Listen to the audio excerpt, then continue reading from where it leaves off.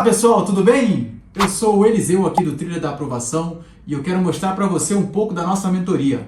Vem comigo!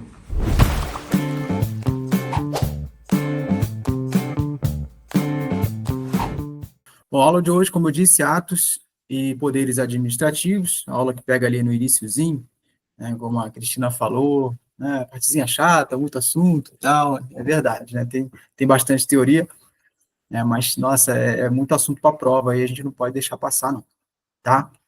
Então, vamos começar aqui com as noções introdutórias, né, dos atos administrativos. O que seria um ato administrativo? A teoria lá ela já começa a dividir, explicando que o ato administrativo ele está dentro de uma coisa que a gente chama de fato jurídico, né, no sentido amplo. E esse fato jurídico ele tem o fato jurídico no sentido estrito e o ato jurídico. Tá? Então, o fato jurídico no sentido estrito são acontecimentos que acontecem independentemente da vontade humana e produz efeitos jurídicos. Tá? E o ato jurídico é um evento que depende da vontade humana. Então, o que diferencia um do outro, de um fato jurídico para um ato jurídico, é que o fato jurídico é independente da vontade humana, e o ato jurídico ele vai depender da vontade humana. Mas ambos estão, né, aqui no fato jurídico em sentido amplo, que são aqueles fatos que provocam algum efeito no mundo jurídico. Ok? Então, o ato administrativo, ele é um exemplo de um ato jurídico. Tá? Então, o ato jurídico ele é uma espécie aqui do ato jurídico, é aquele ato que depende da vontade humana. Mas o que é o ato jurídico propriamente dito, que é o assunto da nossa aula aqui? A gente parte aqui para o conceito dele. Tá? Então, são algumas características que a gente tem que levar para a prova aqui do ato administrativo. Primeiro, ele é uma manifestação unilateral. Tá? Então, a administração vai atuar e ela não vai depender da vontade, né, ou da anuência da outra parte. Tá? Deixa eu só aceitar aqui, mais uma pessoa chegou, a Nádia, beleza. Então, o que acontece? Uma manifestação bilateral não é um ato jurídico, uma manifestação bilateral entra na outra seara, pode ser um contrato, né? Ele é bilateral, mesmo que ele seja um contrato administrativo, tá? Mas o nosso assunto aqui hoje é o ato administrativo. Então, a definição é uma manifestação unilateral, tá? A vontade da administração na função administrativa ou particulares no exercício da prerrogativa pública, a gente pode ter essa figura, né? De um delegatário, por exemplo, ok? É que não para de chegar gente aqui, eu tenho que parar toda hora para... Beleza. Vamos lá, gente. Ele tem o objetivo de produzir efeitos jurídicos, né? Por isso que ele está dentro daquele campo de ato jurídico. A finalidade dele é sempre o interesse público, tá? É a finalidade geral, assim, de todo o ato, tá? E o regime jurídico dele é de direito público, tá? Então, é pautado na verticalidade. Então, você tem de um lado o Estado, a administração pública, e do outro o administrado, tá? E sempre vai prevalecer a supremacia, vai ter o interesse público, é o que sempre vai prevalecer. Todo ato, ele vai buscar sempre o interesse público. Essa é a finalidade principal dele, tá? E todo ato administrativo passa por um controle do Poder Judiciário. Só toma cuidado com essa parte aqui, cai muito em prova, esse controle do ato administrativo é o controle de legalidade pelo judiciário, tá? Ou seja, a gente vai ver mais para frente em alguma parte, mas eu já adianto, o Poder Judiciário ele não pode fazer um controle de mérito do ato administrativo, tá bom? Aquela análise lá de oportunidade e conveniência para o ato ser feito. Ele só pode ver se está na legalidade, se cumpriu os princípios, é um ato razoável, né? Então, ele vai olhar esses princípios aí e a legalidade para ele poder fazer esse controle, tá bom? Então, cai muito em prova o Poder Judiciário analisar o mérito do ato administrativo. Isso está errado. É só o controle de legalidade. E aqui uma observação sobre o silêncio administrativo. Se a administração não fizer nada, ficar em silêncio, não tem efeito nenhum, a não ser que a lei assim disponha. Se a lei disser, se a administração não fizer nada, tal, considera-se feito o ato. Aí, se estiver previsto na lei lá, aí o silêncio administrativo, aí ele vai valer alguma coisa. Senão, o silêncio não produz nenhum efeito, tá? Aí nós temos aqui os atos da administração, e os atos administrativos estão dentro dos atos da administração, tá? Porque a administração não atua só com atos administrativos, né? A gente viu que o ato administrativo ele é uma manifestação unilateral, mas a administração, por exemplo, ela fecha contratos, que é um ato bilateral, né? Então tem outro tipo de ato aqui, atos de direito privado, ela aluga, ela pode alugar um prédio, então você tem aí um ato de direito privado, atos materiais, então você tem os funcionários lá, os servidores que vão lá e trabalham, fazem um ato material, entendeu? Atos bilaterais que eu usei como contrato, atos políticos, então você tem outros tipos de atos que a administração faz, tá? E dentro desses atos da administração, nós temos os atos administrativos propriamente ditos, com essas características que a gente viu aqui na parte da esquerda ali, inferior, tá bom? Tá chegando mais gente, vamos lá. Ok, gente. Então tá. E quais são os atributos dos atos administrativos? Bom, aqui a gente entra numa parte aqui que cai bastante em prova, esses atributos aqui. Deixa eu estou ficando incomodado com a minha tela. Acho que eu vou jogar. Deixa eu ver como é que eu vou fazer aqui. Eu estou olhando para cima, filho. Fica estranho. Deixa eu ver se eu amplio minha tela aqui. Ok. Acho que assim fica melhor, que eu vou ficar olhando para vocês. Tá bom. Bom, temos aqui os atributos dos atos administrativos. Gente, isso aqui cai muito em prova, inclusive eu vou compartilhar com vocês. Depois eu vou deixar lá no grupo, mas eu vou jogar na tela aqui agora. O mnemônico, muito utilizado, eu tirei uns prints aqui de alguns mnemônicos e depois eu compartilho tudo com vocês, tá? Vamos lá. Vou só achar os mnemônicos que eu fiz aqui. Ok,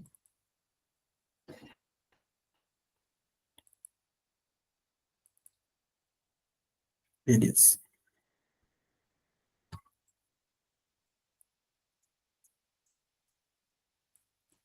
Tá aparecendo na tela aí para vocês? Tá, né? Beleza, gente. Tá bom. Gente, hoje tá difícil aqui para mim. Vamos ver aqui. Tá chegando bastante gente. Uma coisa boa, né? Boa noite, Caio. Só um minutinho, gente.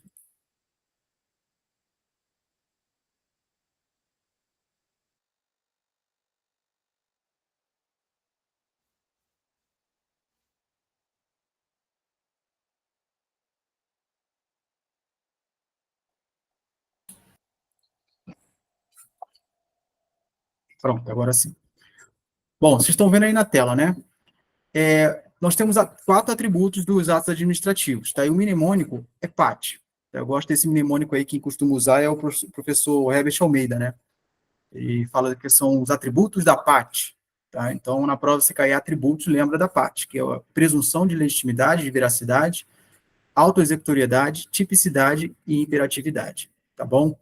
A presunção de legitimidade, né, ou de legalidade, é a presunção que todo ato administrativo tem, de que ele é legítimo, tá? Então, a princípio, o ato ele vai produzir imediatamente os seus efeitos, né? E eles estão também, presume-se que eles são verdadeiros. Então, a administração não precisa provar para que um ato haja no mundo jurídico, né? A administração não precisa ficar provando que ele é legítimo, que ele é verdadeiro, que ele é legal. Presume-se que ele é. O administrado que achar que não é, que tem que fazer, que tem que provar que ele não é. Então, o ônus da prova é a inversão do ônus da prova, tá bom? Então, isso aqui é importantíssimo para a prova, essas coisas que eu estou falando, tá bom, gente? Outro atributo, autoexecutoriedade. O que é autoexecutoriedade? A gente vai pegar até questões com esse atributo aqui. É o atributo que a administração tem, que o ato administrativo tem, de produzir efeitos, de impor as coisas para o administrado sem ter que recorrer ao Poder Judiciário, tá? Então, se precisar a administração praticar um ato como fazer um auto de infração, a gente aí, né, da área fiscal, né, vai ter que fazer um auto de infração, ou um agente sanitário vai fechar ali um estabelecimento, ele não precisa recorrer ao judiciário para fazer isso, ele já tem ali, né, o poder de autoexecutoriedade para fazer sem precisar recorrer ali ao poder judiciário, tá? Então, autoexecutoriedade é isso. A tipicidade é que o ato tem que estar previsto em lei, tá bom? A gente sabe que a administração faz tudo que está na lei, então a tipicidade é a característica de todo ato, ele tem que estar previsto na lei para ele existir. E a imperatividade tem a ver com a força que a administração tem de impor as coisas para o administrado. Ele querendo ou não, o ato ele vai acontecer. Tudo bem, gente? Então, esse PAT aqui, esse mnemônico ajuda. Eu vou mandar no grupo lá depois da aula para vocês. Eu acho que não é novidade para muitos, talvez para alguns, tá? Mas eu vou compartilhar depois da aula. tá bom? Vou deixar até anotado aqui. Meus filhos vêm aqui e levam as canetas todas, né? Muito legal. Mas eu não vou esquecer, não. Pode deixar. Qualquer coisa me cobra, gente, pelo amor de Deus. Tá? Deixa eu voltar aqui agora no nosso slide, aqui, no nosso mapa mental, para a gente continuar. Bom, então está aqui. Presunção de legitimidade ou veracidade, tá? Eu comentei aqui sobre cada um deles, tem esse resumo que eu mandei para vocês. Falei do inversão do ônus da prova, não foi isso? Tá? A imperatividade, que é o poder extroverso do Estado, de impor obrigações, né? E a autoexecutoriedade, que ele pode agir imediatamente sem precisar da ordem judicial, tá? Isso aqui é uma expressão-chave para a autoexecutoriedade, tá? Esses dois aqui, imperatividade e autoexecutoriedade, eles não estão presentes em todos os atos, não, tá? Mas a presunção de legitimidade e veracidade, todo ato tem, assim como a tipicidade, né? Todo ato ele tem que ser tipificado em lei. É aqui o item 4. Ok, gente? Beleza. Acho que vou ter que habilitar a rolagem aqui.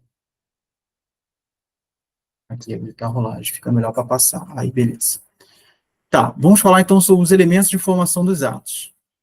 Nós temos os elementos aqui essenciais, tá? Que é a competência. Eu vou colocar outro mnemônico aqui para vocês. E depois eu vou compartilhar tudo lá no grupo. Eu vou passar por isso aqui rapidamente, gente, porque a gente vai precisar desse conhecimento fresquinho lá nas questões, tá? Daqui a pouco a aula vai dar uma engrenada. Aqui. Beleza. São esses 5 elementos aqui do ato. Eles são chamados de elementos, né, também chamados de requisitos, porque todo ato tem que ter isso aqui. Todo ato tem que ter quem vai fazer esse ato, né, que é a competência, tá? Tem que ter para que esse ato, qual é a finalidade que ele tem que atender, qual é o resultado que ele vai atingir, tá? A forma como esse ato vai acontecer, de que forma, qual é o procedimento que ele vai ter que ter, vai ser por uma portaria, vai ser por um decreto, né? Então, a forma que, por essa parte, todo ato administrativo tem que ser motivado, tá? Todo ato administrativo não, mas a maioria dos atos são motivados, tá? E o objeto, que é o efeito jurídico imediato do ato. Por exemplo, um ato de suspensão de um servidor. Tá? O objeto desse ato é a própria suspensão, tá? Porque é o efeito imediato desse ato. E não pode se confundir com a finalidade. A finalidade é o efeito imediato, é o que eu quero alcançar com aquela suspensão desse servidor, por exemplo. Eu quero que ele melhore o seu rendimento, a sua eficiência, eu quero que seja um corretivo para ele, né? Mas, acima de tudo, a finalidade é o interesse público. Tá? Se é uma suspensão uma punição, qualquer que seja para um servidor, o interesse público que está acima de tudo. É o que está se buscando, é o interesse público, é o interesse superior. Tá bom? Então tem esse mnemônico aí, vou mandar para vocês também, é bom vocês terem fácil, que é o confie for mob. Competência, finalidade, forma, motivo e objeto. Tá bom? Então vamos continuar aqui. Beleza. Bom, aí tem aqui umas características, vocês podem dar uma passada depois, tá? Nessas competências aqui, eu deixei bem detalhado para você esse mapa, ajuda bastante. A gente não vai poder aqui ficar passando por cada detalhe, senão a gente vai se estender aqui, vai ficar um negócio chato. Aí eu quero pegar nas questões para a gente botar um dinamismo melhor aqui na nossa aula, tá bom? Mas aí eu posso voltar aqui nesse mapa mental para a gente ir comentando algumas partes aqui, tá? Só o que é importante é que eu pegar o supra-sumo aqui, tá? Na parte de competência, ou seja, quem é que o agente, o sujeito que vai exercer essas atribuições, tá? Tem algumas características, mas é importante que essa competência dele pode ser delegada, ele pode transferir essa execução para outra pessoa, para outro órgão, tá bom? Só que nem toda delegação pode acontecer. Tem alguns atos, né, que eles não podem ser delegados. Isso aqui é importante para a prova, tá, gente? São os atos normativos, né, decisão de recursos administrativos e matéria de competência exclusiva, tá? Aí tem mais um mnemônico aí, tá, que é o tal do cenoura, que é o mnemônico também aí do professor Herbert Almeida, não é meu não, tá, gente? Cenoura, de competência exclusiva, atos normativos, tá? E RA de recursos administrativos. Então, isso aqui são aqueles que não podem, não admite delegação. Então, a pessoa que é competente, ela não pode delegar para outra pessoa, tá? Então, bem rapidamente aí. E, além da delegação, que é passar a atribuição para outra pessoa, para outro órgão, existe também o contrário. a pessoa, a autoridade competente, ela pode fazer a avocação, que é chamar para si as competências de um subordinado, tá? É uma medida de exceção, tem que ter um motivo relevante justificado, e é vedada se a competência for exclusiva do subordinado, aí não pode ser feito, tá? A avocação, ela tem a ver com a hierarquia. A delegação pode ser uma transferência hierárquica ou não, né?